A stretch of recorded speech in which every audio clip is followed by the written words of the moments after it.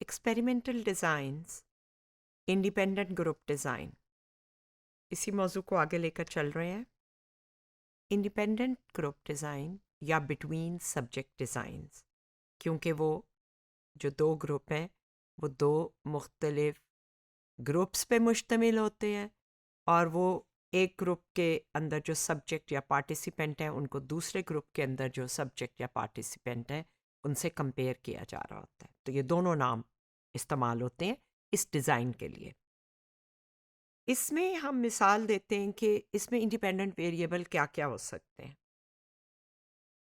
रोशनी कितनी तेज़ है, ये एक इंडिपेंडेंट वेरिएबल है। याद रखिए, इंडिपेंडेंट वेरिएबल वो होता है जो एक्सपेरिमेंटल के कंट्रोल में हो। तो वो लाइट को कम या ज़्यादा करके उसका किसी रेलेवेंट डिपेंडेंट वेरिएबल पे, जो भी उनका रिसर्च क्वेश्चन, हाइपोथेसिस या पर्पस है, उस पे तेज़ लाइट का असर देख सकते हैं। लाइट एक्सपेरिमेंटर के कंट्रोल में। टेम्परेचर ऑफ द रूम, आप असर देखना चाहते हैं कि अगर टेम्परेचर एवरेज हो, टेम्परेचर बिलो एवरेज ठंडा हो, एवरेज ठंडा हो, या बहुत ज़्यादा ठंडा हो, तो उसका लोगों के वहाँ से चले जाने पे क्या असर होता है। यानी कितने टाइम के बाद लोग उठकर वहाँ से जाने लगते हैं या अपनी जगह बदल लेते हैं। ऐसे तजर्बे भी इन्वायरमेंटल साइकोलॉजी में होते हैं, ताकि लोगों के बैठने की अरेंजमेंट्स और टेम्परेचर्स के बारे में कोई साइंटिफिक एविडेंस ली जा सके। अब टेम्परेचर भी एक्सपेरिमेंटर के कंट्रोल में है, इसलिए वो इंडिपेंडेंट वेरिएबल है। कितना खाना आप किसी रैट को देते हैं, चूहे को, अब उसका किस चीज़ पे आपने असर देखना है वो डिपेंडेंट होगा, लेकिन वो खाना देना वो एक्सपेरिमेंटर के कंट्रोल में है। तो ये इसलिए तमाम इंडिपेंडेंट वेरिएबल की मिसालें समझी जाती हैं। डिपेंडेंट वेरिएबल जो कि एक्सपेरिमेंटल कंट्रोल नहीं कर रहा, सिर्फ ऑब्जर्व कर रहा है या असेस कर रहा है। पिछली मिसाल, लाइब्रेरी की टेबल पे कोई ना आकर बैठे, उसको कितनी देर तक कोई रिसर्च असिस्टेंट या स्टूडेंट जिसे ये टास्क मिली है एक असाइनमेंट के तौर पे, कितनी देर तक वो उसको लोग आकर नहीं बैठते। तो जितनी देर तक नहीं बैठते वो टाइम है जो कि उसने मेजर करना है या ऑब्जर्व करना है, कंट्रोल नहीं करना। कंट्रोल कुछ और था, इंडिपेंडेंट वेरिएबल कुछ और था।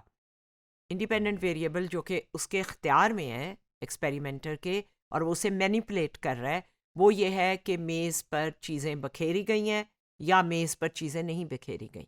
तो अगर मेज़ पर किताबें, बैग रख दिए गए हैं तो वो एक इंडिपेंडेंट वेरिएबल है, और एक मेज़ जिस पे कोई चीज़ें नहीं रखी गई और वहाँ कोई बैठा हुआ है, तो दोनों में से लोग कितना आकर बैठते हैं। जो टाइम आकर बैठने तक गुजरा है जब से एक्सपेरिमेंट शुरू किया है और वो एक्सपेरिमेंट करने वाला वहाँ आकर अकेला बैठ गया है, वो जो टाइम है वो डिपेंडेंट वेरिएबल है।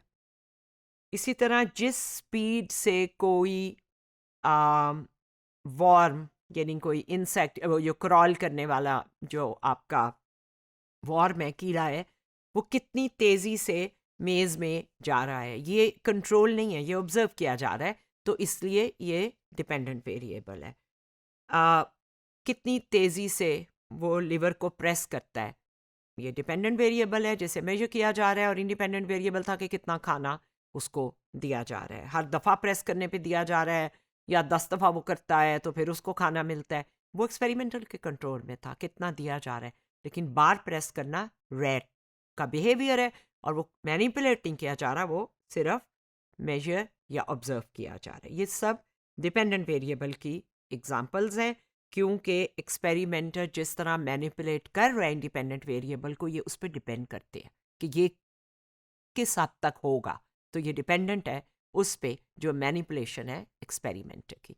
सो ये तो हमारा इंडिपेंडेंट डिज़ाइन में एक समझने वाली बात है, जिसको हम ऑफन इसलिए रिपीट करते हैं ताकि ये कंडीशंस और प्रोसीजर और एग्जांपल्स जो हैं वो क्लियर हो जाए।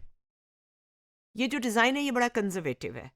कोई चांस नहीं है कि जो एक ट्रीटमेंट दी गई है वो दूसरी को किसी तरह कंटेमिनेट करेगी, क्योंकि हर पर्सन जो है वो सिर्फ एक ही ट्रीटमेंट उसको दी जा रही है, या एक दफ़ा या 5 दफ़ा, या एक तरह का लेक्चर या दूसरी तरह का लेक्चर, या एक हदायत या दूसरी तरह की हदायत, तो वो आपस में एक दूसरे को इफेक्ट नहीं करती, इसीलिए इनको इंडिपेंडेंट कहा जाता है। डिपेंडेंट वेरिएबल की सेंसिटिविटी बहुत इंपॉर्टेंट है। इसमें 2 तरह के इफ़ेक्ट हो सकते हैं, और अगर इन इफ़ेक्ट्स को ना देखा जाए या ये हो रहे हों, तो फिर वो आप जो डिफरेंस है ग्रुप्स में वो डिटेक्ट नहीं कर सकते। एक को सीलिंग इफ़ेक्ट कहते हैं और एक को फ्लोर इफ़ेक्ट कहते हैं। इंडिपेंडेंट वेरिएबल जो है उसका इफ़ेक्ट नहीं नज़र आएगा, क्योंकि पार्टिसिपेंट्स जो हैं वो मैक्सिमम परफॉर्मेंस लेवल पे पहुंच गए हैं। 5 ही चीज़ें थी, 5 ही उन्होंने करके दिखा दी हैं। तो फिर दोनों ग्रुप्स में फ़र्क नहीं नज़र आएगा, मैक्सिमम रिजल्ट वैसे ही आ गया।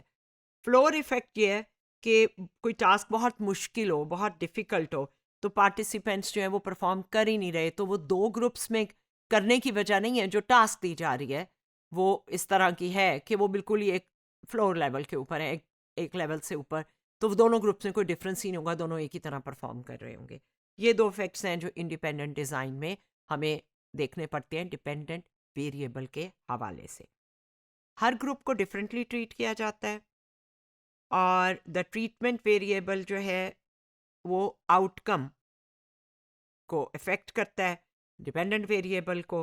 जब कोई इंडिपेंडेंट वेरिएबल, आप उसे ट्रीटमेंट कह लें, उसके लेवल्स कह लें, वो बिहेवियर को कंट्रोल नहीं कर रहे, यानी डिपेंडेंट वेरिएबल को, तो उसको अक्सर हम नल रिजल्ट्स कहते हैं।